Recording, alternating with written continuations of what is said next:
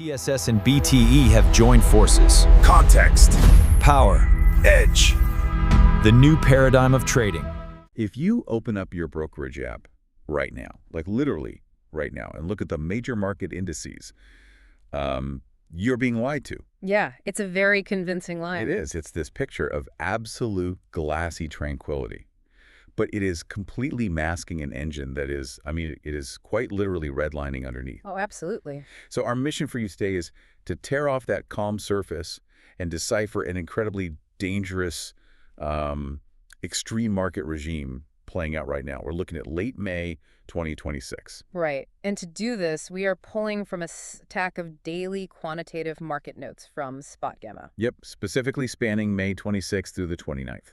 Because if you just look at the S&P 500, sitting near fresh all-time highs around 7,520, you would think this is a fundamentally sound, peaceful market. Yeah, you'd think everything is totally fine. Exactly. But when we dig into the options plumbing, the data reveals a violent speculative frenzy. Okay, let's unpack this, because our sources characterize this specific phase as a crash up. A crash up, yeah. It's a market driven by extreme euphoria. Just raw FOMO, and it's all happening in the shadow of a colossal looming liquidity event. Which we will definitely get to. We will. But to really grasp what a crash up is, you have to contrast that illusion of calm at the index level with the absolute mania playing out in single stocks. Right. Like right now, IV implied volatility on the S&P 500 has plummeted down to 7.6%. Which is wild. I haven't seen it this low since Christmas. It's the literal definition of macro complacency.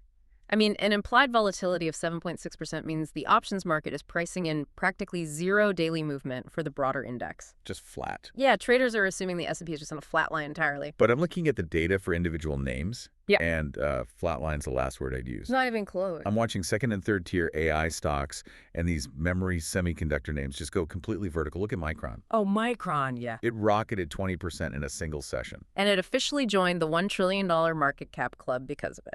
We're talking about an 860% gain over the last year. And we should probably point out the catalyst SpotGamma noted for this most recent acceleration. Right.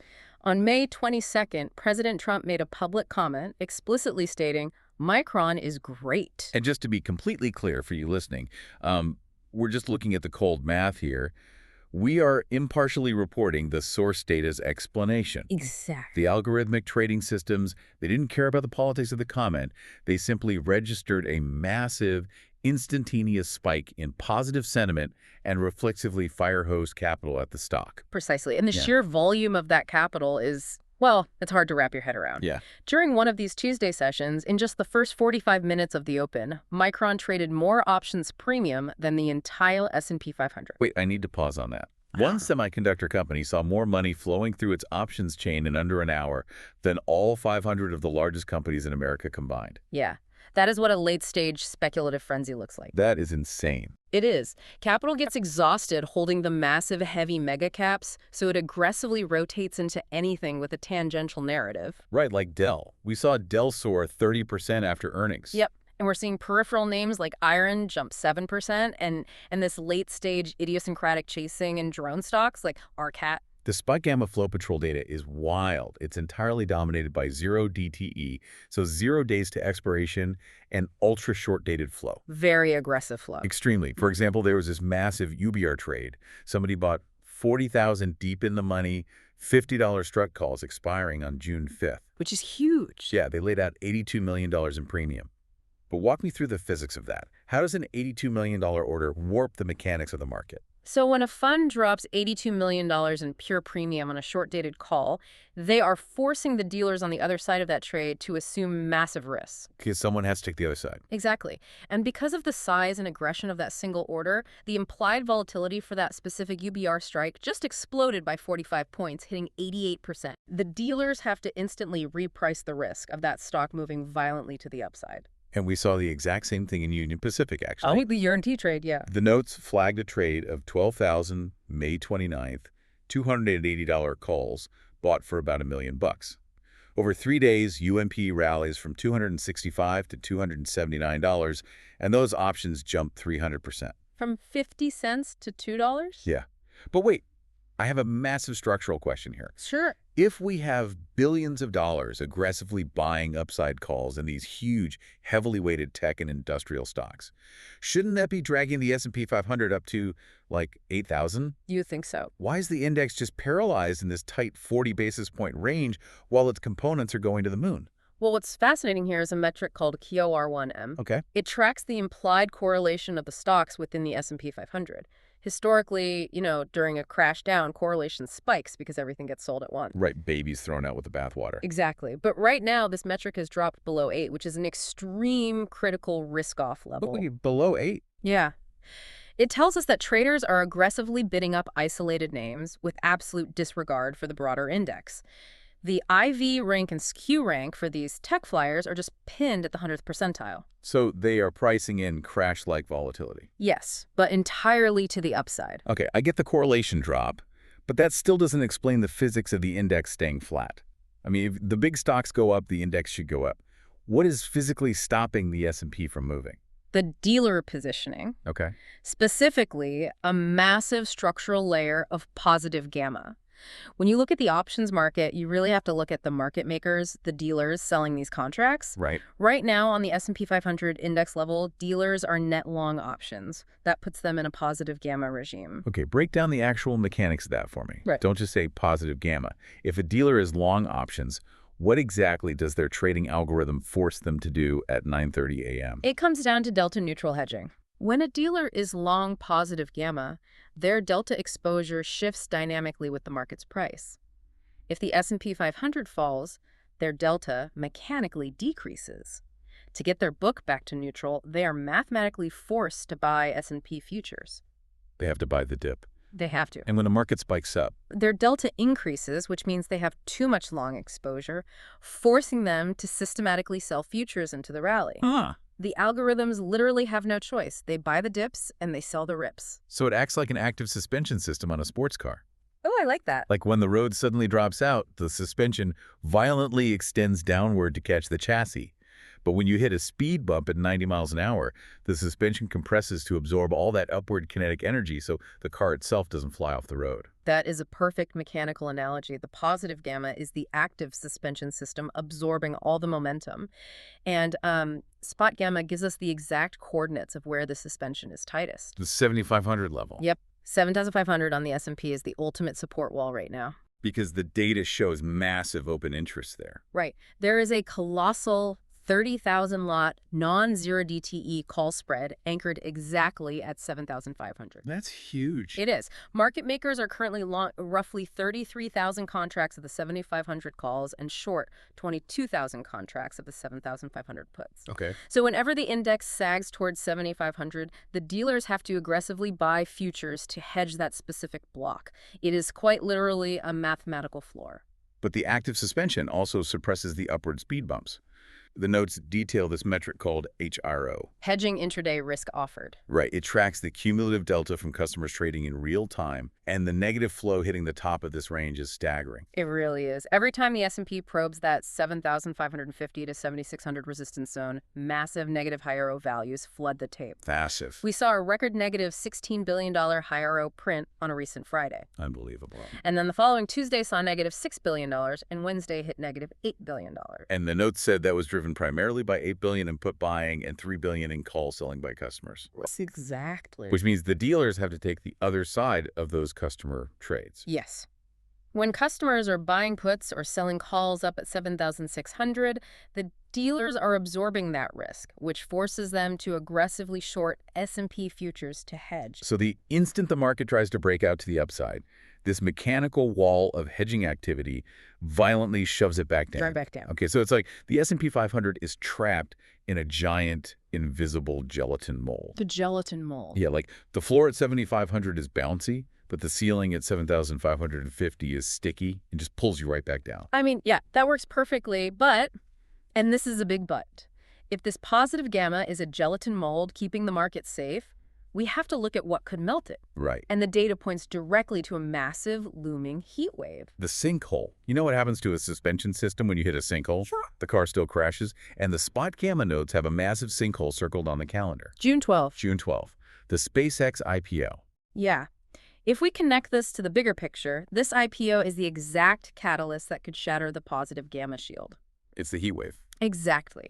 We are not talking about a normal tech unicorn going public. The estimated funding required to absorb the SpaceX IPO is between $1.5 and $2 trillion. $2 trillion. Where does that kind of liquidity even come from? Well, it doesn't just sit in a checking account. Yeah. For massive institutional players, funds, and asset managers to participate in a $2 trillion offering, they have to free up capital. And how do you raise cash quickly? You sell. You sell your most liquid, highly profitable assets. Which right now are all those aggressively priced AI and memory calls we talked about in segment 1. Precisely. If institutions initiate a massive liquidation of tech options to fund their SpaceX allocations, it acts as a giant vacuum cleaner on the market. Oh, wow.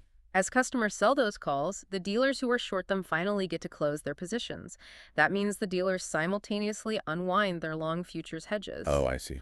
That thick layer of positive gamma just evaporates. The suspension system gets ripped out of the car. Gone. And what's crazy is the broader indices are literally bending the rules of finance to let this happen. They are. The sources confirm that the Russell Index has already altered its foundational methodology to allow the buying and inclusion of the SpaceX IPO just 5 days after launch. Unprecedented. And they expect the S&P 500 and the NASDAQ to implement similarly unprecedented rule changes to accommodate it. Because they have no choice. I mean, the gravitational pull of a $2 trillion entity forces the passive indices to adapt, but the collision of events here is incredibly dangerous. Yeah. This massive liquidity drain hits right in mid-June. It perfectly collides with the massive OPEX options expiration and the critical core PCE inflation data dropping on May 28th. That is a perfect storm. It is. If that gamma shield melts exactly when volatility catalysts hit, the mean reversion could be brutal. Once the algorithmic brakes are removed, the market will abruptly reprice to reality. Okay, so if you're listening to this, you're staring at a total paradox.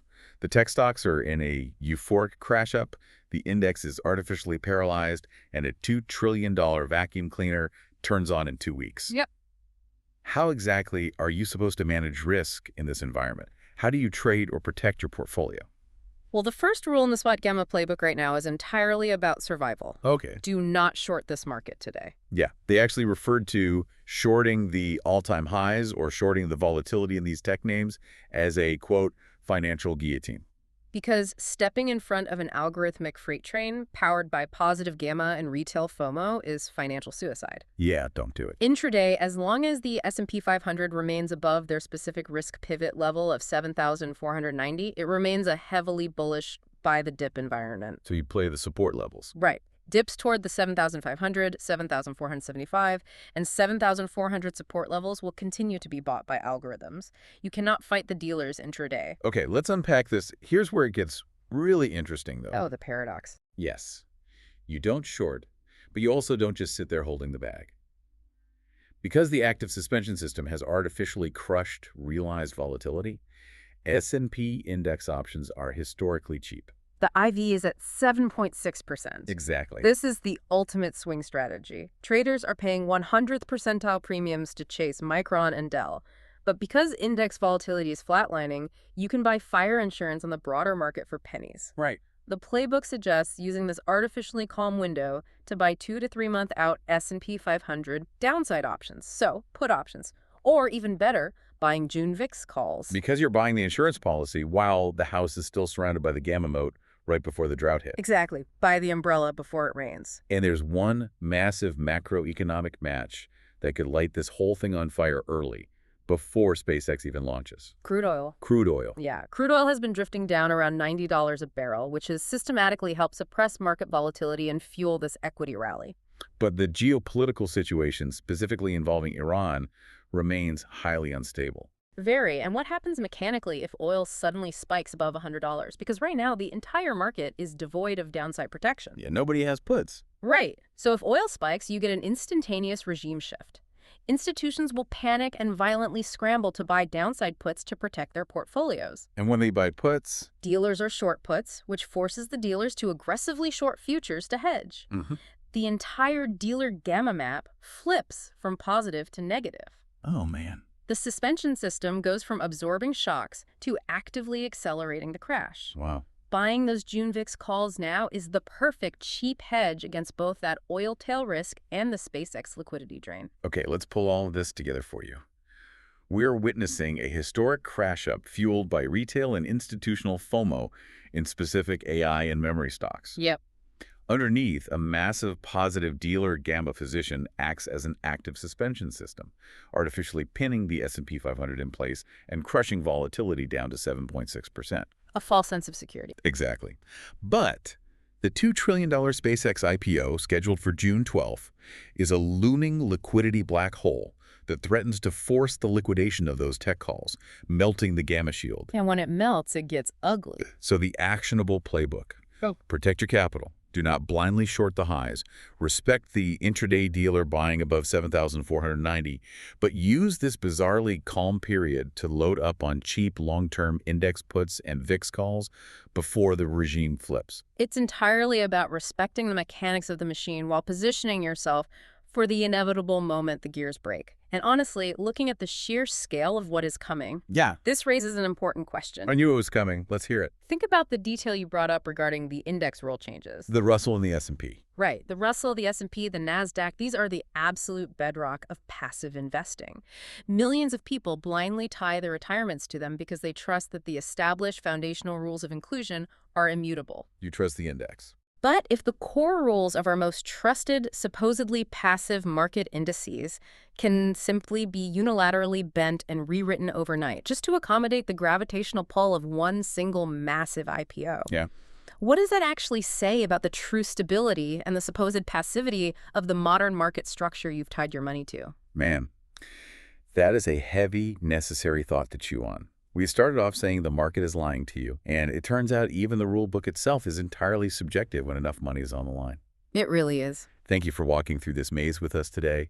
Stay curious, respect the mechanics, and we'll see you on the next deep dive.